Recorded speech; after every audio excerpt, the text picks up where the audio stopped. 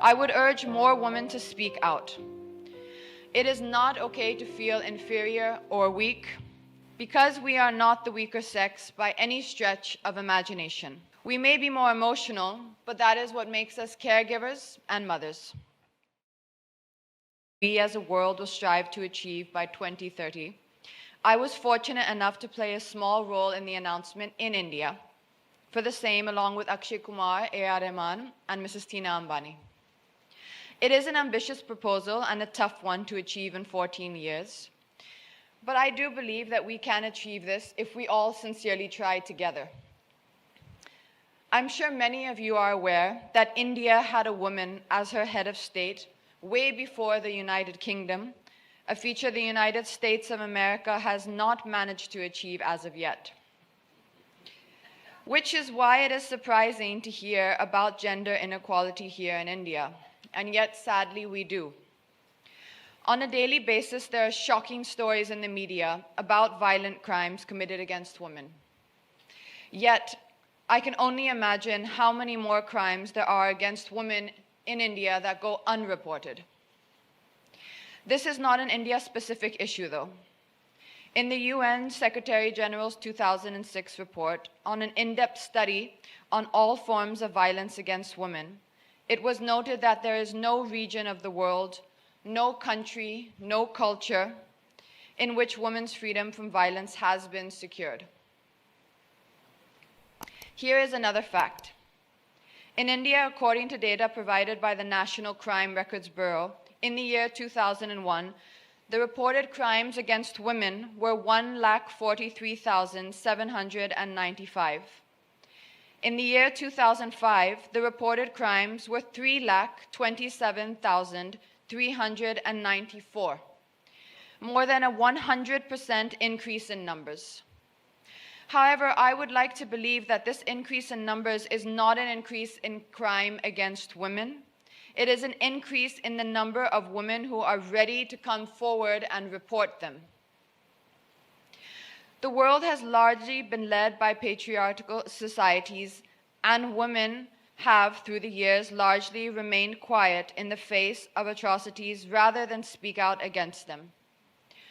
I know of educated women who remain silent in the face of violence because they are afraid to confront societal norms and have fingers pointed in their own direction, especially when the majority of our society fails to recognize marital rape as a crime. I would urge more women to speak out. It is not okay to feel inferior or weak because we are not the weaker sex by any stretch of imagination. We may be more emotional, but that is what makes us caregivers and mothers. If you ask each person sitting here today who is the strongest person that they know in their lives, I think the unanimous answer would most likely be that it is their mother, as it is in my case. My mother is by far the most amazing woman I have ever known. And as I stand here on this platform, if I do not act and merely speak, I would be doing my mother and every woman in the world a huge disservice. I would therefore like to pledge today that I will do whatever I can in my capacity to create awareness about gender equality. Thank you very much. Katrina, I just read the audience's mind and they're telling me, step aside, Reena, we're trying to hear Katrina. Over to you. Good evening, good afternoon, everybody. Firstly, I'd like to thank all our extremely distinguished guests who I'm having the privilege, thank you, of sitting alongside this afternoon. Thank you very much for the honor of inviting me here. I'm very happy to be here. There's just a few things that I would like to say. Firstly, I believe the world of cinema, not only Indian cinema, is often called a man's world. It is changing, but the change is slow. So I believe it's a matter of great pride that we have an award that acknowledges and recognizes the contribution of women to cinema. This award honors the memory of one of the greatest and the most accomplished actors, whose roles served as an inspiration in the lives of millions of women. As an actor, the love of the people is the biggest reward of all. But when there is recognition from the industry in the form of an award, for me, it's very overwhelming. I believe the most important thing in art is truth, and I can promise that my attempt is truthful and sincere to the craft, which has largely given me my purpose in life over the last few years. The one thing I do hope is that I can continue to make the audience who has given me so much love and support over these last few years, I hope that I can continue to make them proud of me and to deserve their support and their love as they has always given me. I'd like to thank the jury for this recognition, and I'd like to accept this award on behalf of every woman who seeks to excel in her field of work. I read something very interesting that I thought was very beautiful. It is said that women hold up half the sky, and I think it is women like Smita ji who show us that not even the sky is the limit. So I'd like to thank you all very much for this award, and it was a pleasure being here this afternoon. Thank you. And Katrina, your mother she has had a great impact on you. And I believe that she's also been a part of a lot of social causes, right? So what has the influence been on you? How has she impacted you in your life? Well, I think I have the most wonderful example of when it comes to, taking up social causes in the correct way with my mother.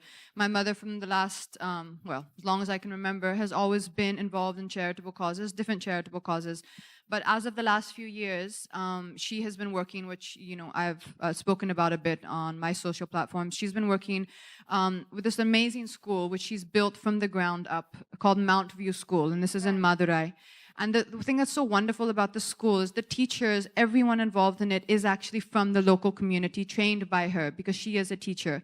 And I guess that's where, for me, the personal connect with this charity really happened, with Educate Girls. So when Safina contacted me about Educate Girls, we do get a lot of people contacting us, to be very honest, because any cause, any charitable organization, they need that voice for the exact reason which Safina just said, which is that you do get a lot of doors slammed in your face when you're trying to change the mindset. Right. See, it's not just about the tangible resources, it's not just about the physical resources.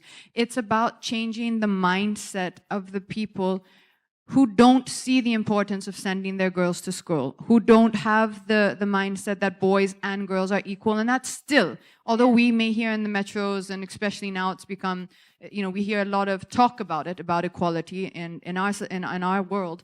That's not necessarily what life is like in what we would call rural India, in the interiors of India. It's that maybe just because we're seeing and talking about it amongst ourselves, it's a great place to start. But what Safina is actually doing is on the grassroots level, from the ground up, she's going into the communities with her team, with Team Balika, not going in saying, this is what I think, so this is the right way, and trying to enforce her or our opinion, where I'm sure everyone in this room is of the opinion that, girls must be educated, that every child must have an education. But she's trying to first go and talk to them in a way that they will understand, not be told what to do, whether it's the village leaders, the village elders, the parents, getting people who often are the most educated girls or the most educated boys from the local communities to join Team Balika, who then go into that community. So whether it's not an unknown like Safina, it's someone from the community saying, Auntie, can we talk to you for a minute? Or someone who's recognizable to them and saying, these are the reasons and these are the benefits that you must send your daughter to school. Although it sounds on many levels like this is, starting again from the basics, this is still what is happening. And this is still what we, in my opinion, is the number one thing to address. And that is, for me, everything starts with education. Knowledge is power. And when you have that power, you have self-confidence, you have belief in yourself, you then can become empowered to start even thinking about what you want. Today, the girl which Safina is talking about, today she wants to be a teacher. But she knows she wants to be a teacher because she has that education. Without education, she might not even know what she wants. She might not even have that self-awareness to start thinking about what she wants.